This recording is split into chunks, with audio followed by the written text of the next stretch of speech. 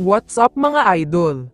Coach Tim nag-resign na. Mabigat ang mga inamin. Pero bago mo sana ipagpatuloy ang panonood mo, ay huwag mong kalimutan na mag-subscribe bilang suporta sa aking YouTube channel. Maraming salamat idol. Sariwa pa ang sakit at kirot na nararamdaman ng mga Hinebra fans, pero mas masakit talaga ito para sa mga Hinebra players, dahil hawak na sana nila ang pagkakataon para mag-finals, pero hinayaan lang nila itong mawala. Ilan beses silang nagkaroon ng komportableng kalamangan, kontrolado talaga nila ang laban mula first quarter hanggang third quarter, umabot pa nga sa 11 points ang kalamangan nila sa simula ng fourth quarter.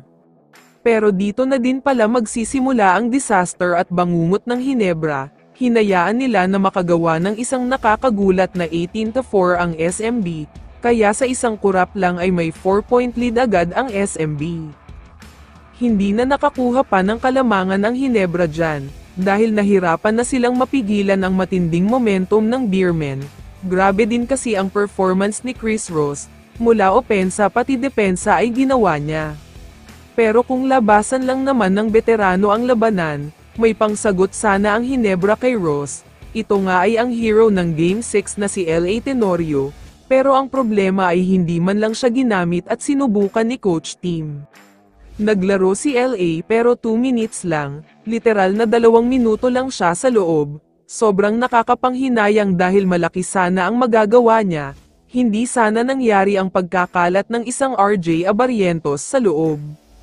Ang sinisisi ng lahat dito ay si Coach Tim, masyadong mababa daw ang IQ pagdating sa coaching at may favoritism, yung tipong ang daming errors ni RJ at nilalamon lang siya ni Ross pero hindi pa rin pinalitan kaya naubos ang lamang. Ayon pa sa mga fans, bakit babad na babad din ang walang kwentang si Stephen Holt, kabado at puro mintis ang ginagawa, napakalayo ang laro niya sa naging kapalit niya na si Stanley Pringle, hindi talaga maasahan si Holt. Kaya naman ayon sa mga reports, may petisyon daw ang mga Hinebra fans na bitawan na lang si Coach Tim, masyado ng old school ang triangle system niya dahil alam na ng iba paano mag-counter, hindi rin marunong sa coaching. Kaya may mga kumakalat na post na magre-resign na daw si Coach Tim, isa sa mga candidate ay itong si Coach Richard Del Rosario, run and gun ang system niya kaya nababagay ito sa liksi at dami ng guards ng Hinebra. Kaya naman kung ikaw ang tatanungin idol, ano ang masasabi mo sa balitang ito? I-comment mo naman ang sagot mo sa tanong na ito. So dito na nagtatapos ang video na ito. Maraming salamat sa pagsuporta at panonood mga idol. Ingat at bye-bye.